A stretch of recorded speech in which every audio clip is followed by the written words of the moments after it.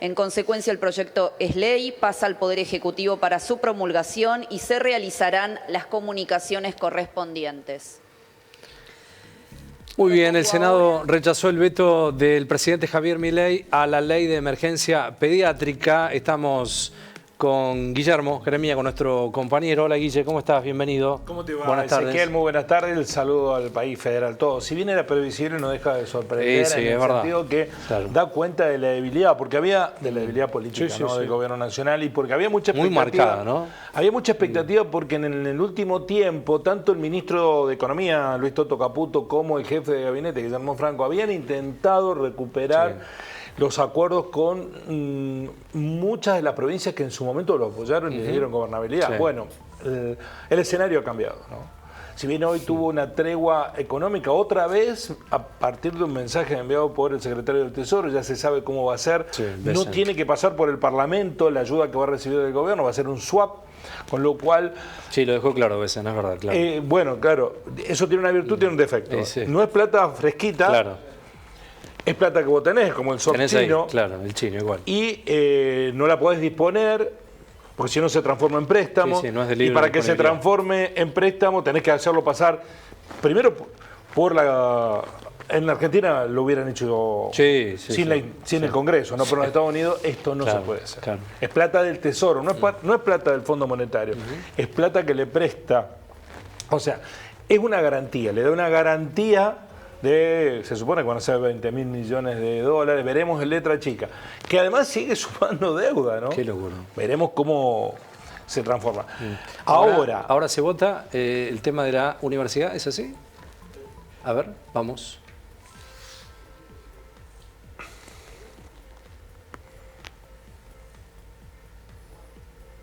Mira. Resulta aprobado el expediente CD 20/25 por 2/3 de los votos en conformidad con el artículo 83 de la Constitución Nacional. Este honorable Senado resuelve insistir en la sanción original del proyecto de ley registrado bajo el número 27.795, que fuera vetado totalmente por el Poder Ejecutivo Nacional, de financiamiento de la educación universitaria y recomposición del salario docente. En consecuencia, el proyecto es ley y pasa al Poder Ejecutivo para su promulgación. Se realizarán las comunicaciones correspondientes. Bueno, una tras otra, ¿no? Una tras otra y van. Ahora ley de financiamiento universitario. El gobierno va a tener bajo su responsabilidad, que ya implica un costo político, que la respete la ley, la haga cumplir. Bueno, claro, esa es la otra instancia que pasó con la emergencia pediátrica. Exactamente, que con discapacidad pasó. Perdón, con discapacidad. Emergencia pediátrica acaba de ser aprobado. Que está dilatando y que no está haciendo cumplir la ley. Otra ley que no está haciendo cumplir. Bueno, ¿qué pasa con eso? ¿Qué pasa con eso? En el caso de la discapacidad, ya se están accionando con la nueva ley denuncias, demandas judiciales para que el gobierno respete y cumpla con lo que la ley dice. Una avalancha de acciones judiciales. Lo mismo va a pasar con las universidades si no entrega los recursos, lo mismo va a pasar con el sistema pediátrico, sobre todo la financiación del Garrahan. Derrotas políticas que llegan en el peor momento y con cierto grado de empecinamiento del gobierno respecto de sostener lo insostenible. De poder haber virado a tiempo, haber entendido algún circuito político que le permitiera un poco más de asfixia, pero esto es pegársela sabiendo que ibas a este camino. Como decías, Guille, en una instancia definitoria a días de una elección de medio término también, ¿no? Que lo deja mal parado, muy mal parado. Yo voy a disentir, si me permitís, como Ezequiel.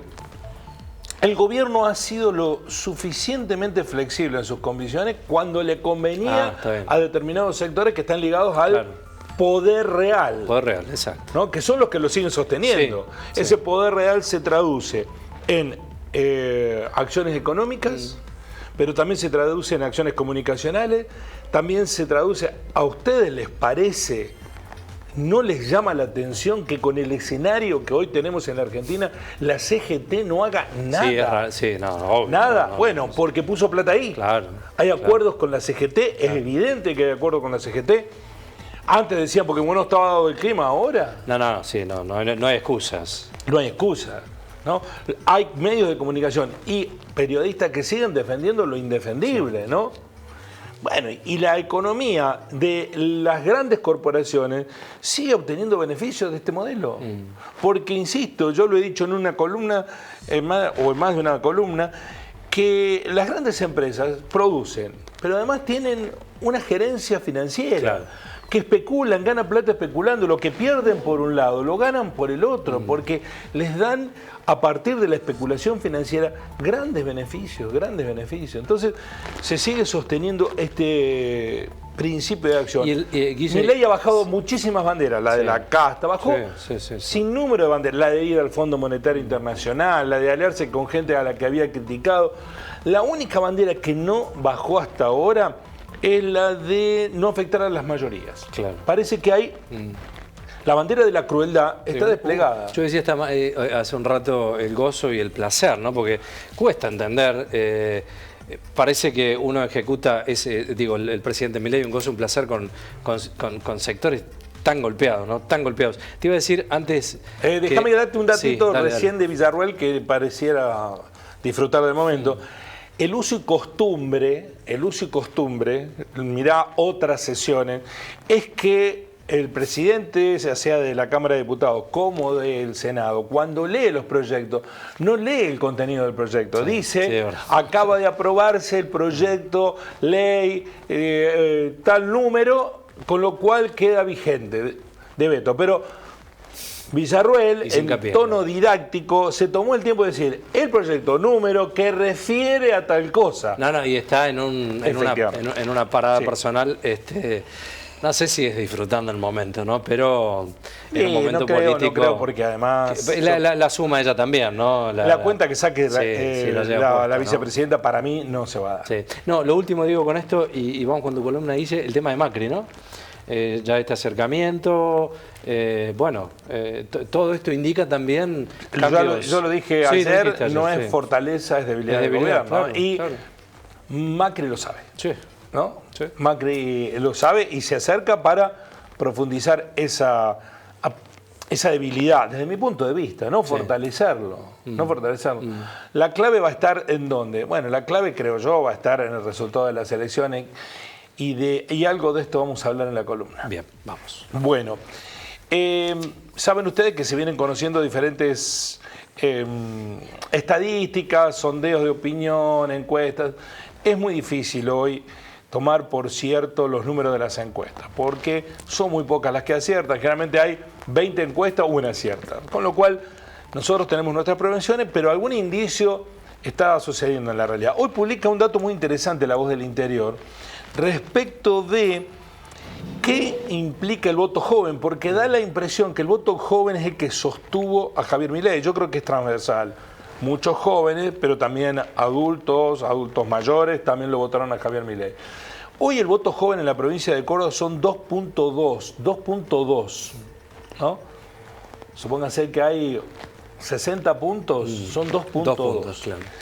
Es poco, pero puede ser definitivo cuando la elección es pareja. Hoy se habla que entre los libertarios y el cordobesismo o Provincias Unidas hay mucha paridad y que ha avanzado mucho en la consideración. Algunos la ubican en 13, otros en 15 y algunas hasta en 20 puntos a la opción de Natalia de la Sota. Por eso digo, lo que sí hay en los militantes de ese espacio, entusiasmo por el rebote de la gente, ¿no?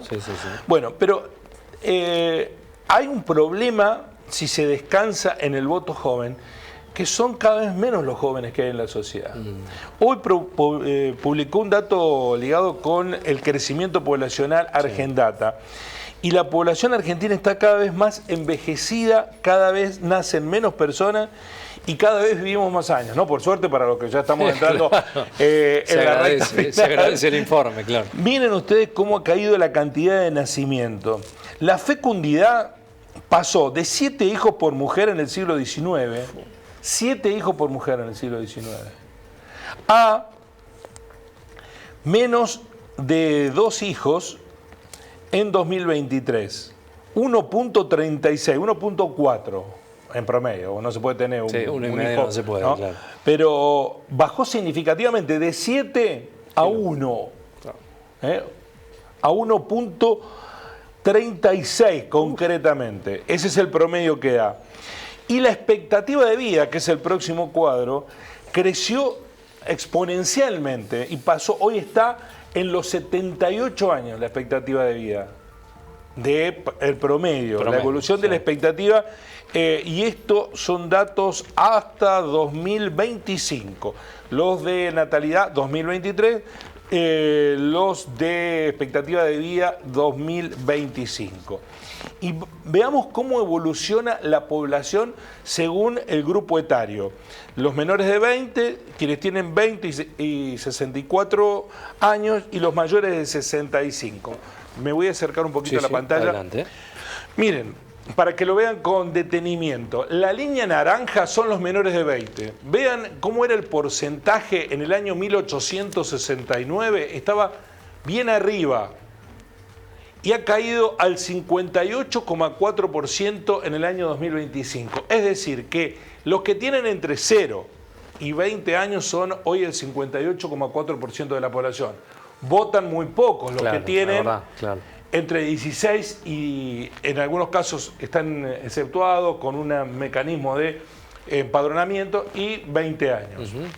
¿Qué pasó con los que tienen entre 20 y 64 años? Que estaban por encima del 40, no llegaban al 50 y hoy son el 64,3% de la población. Y por último, los que son mayores de 65 años han crecido a un universo del 12,5%. Bueno, esa realidad da cuenta de una población que está mutando y que también esa mutación implica cambios de orden que supongo yo, también tienen lectura en clave política, ¿no? Y que forman parte de una realidad que no está siendo leída por los candidatos, ¿no? La población está envejeciendo y cada vez se está reduciendo más el número de personas que tienen la juventud como acción permanente en sus días. En la última elección yo creo que hubo un núcleo muy importante de jóvenes que le aportaron un caudal significativo de votos a Javier Milei. Pero también de otros sectores sociales, ¿no? Cansado con la política, el voto odio, ya lo hemos analizado. Multifactorial. Ahora, en la provincia de Córdoba, ese núcleo son 2.2, es decir, si uno saca 25 y otro 27, esa diferencia, 2 puntos, son lo que constituye la cantidad de jóvenes que van a votar. Réstele los que no van a participar porque no quieren, porque están embroncados, porque ya se sabe. Y da la impresión que abrazarse a ese colectivo es muy poco, no te lleva a ningún lado electoral. Claro, entiendo. Veremos lo que pasa. Estos son datos de demografía, no de voluntad de participación o de intención de voto, a los que hay que ponerle la mirada, posarle la lupa, porque hay una mutación, un cambio en la composición de la sociedad argentina, por razones que no vienen al caso analizar, ¿no?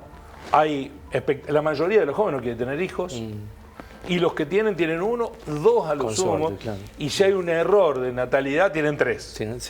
Porque además las dificultades económicas, antes no se pensaba en clave de los podré criar o no. Se tenía a finales del siglo XVIII, bien digo, la idea de que hay que poblarla. Había incluso una culturalmente otra. Había una política, ¿no? Hay que poblar la patria. Veremos lo que ocurre. Estamos muy cerca de las elecciones y con muchas situaciones, como la que acabamos de asistir en directo, que al gobierno le van hundiendo la canoa. Gracias, Guille. Así son las cosas.